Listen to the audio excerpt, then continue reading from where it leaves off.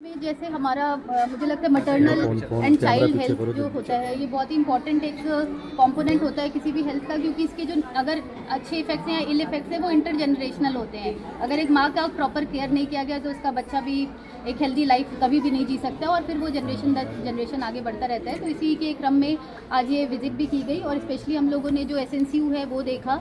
ये यहाँ पे 6 बेड का SNCU उपलब्ध है।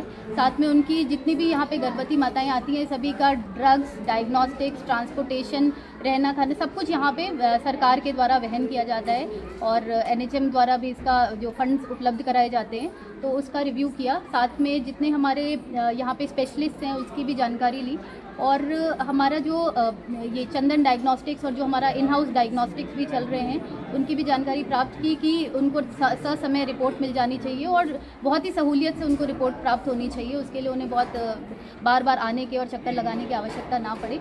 तो इस प्रकार से और भी अभी आगे TB क्लिनिक आदि की भी निरीक्षण किया जाएगा। लगातार पहले भी देखा गया है सीजरियन के टाइम में रेफर कर दिया जाता है, प्राइवेट हॉस्पिटलों में जाते हैं, उसका क्या कहेंगे? डॉक्टरों की कमी है या फिर बिल्कुल यहाँ पे जैसे NHM से भी यूकोट बीपी से भी एक गायनेकोलॉजिस्ट इसीलिए भेजी गई है बिकॉज हमें भी ये पता है कि हरिद्वार में प्रेशर बहुत ही ज़्यादा होता है, स्पेशली सिजेरियन ऑपरेशन का या हर प्रकार के मैटरनल इश्यूज़ का।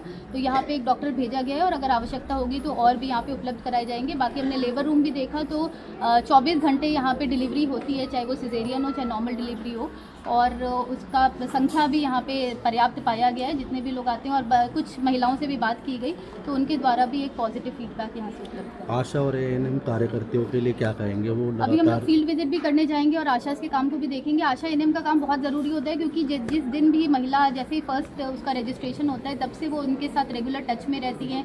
वो क्या हाई रिस्क प्रेगनेंसी है ये आइडेंटिफाई करना उनके लिए बहुत ज़रूरी होता है, क्योंकि जो हाई रिस्क प्रेगनेंसी है उसके लिए हमें कुछ स्पेशल प्रिकॉशंस लेने पड़ते हैं तो वो लिए जाते हैं। और साथ में जब एक बार बच्चा पैदा भी हो जाता है तो पोस्ट नेटल भी विजिट्स उसको करनी होती हैं, बच्चे की भी स्वास्थ्य के लिए और माँ के स्वास्थ्य के लिए। इसको उनके लिए पर्याप्त इंसेंटिव भी मिलता है हर एक विजिट के लिए। जो HBNC HBYC विजिट्स होती हैं तो उसमें अगर बच्चे में कोई दिक्कत है या माँ को कोई दिक्कत है तो उनको तत्काल इस चीज़ को बताना भी है। और पिछले कुछ महीनों से बहुत सारे इस पर प्रयास किए गए, जैसे पल्स अनीमिया कैंपेन शुरू किया गया है और संकल्प एक यहाँ पे प्रोजेक्ट भी चल रहा है। तो उसके दृष्टिगत इनफैक्ट हमारे पूरे उत्तराखंड में मैटरनल मोर्टालिटी की दर काफ़ी कम हुई है, जो कि पिछले साल लगभग 250 थी, वो इस बार 123 मैटरनल जो 2024-25 में मात्र 123 मैटरनल डेथ्स रिपोर्ट की गई है। वो भी अभी हमें और कम करने का प्रयास किया जाना है, परंतु पिछले एक साल में काफ़ी इसमें इम्प्रूवमेंट देखने को भी मिला है।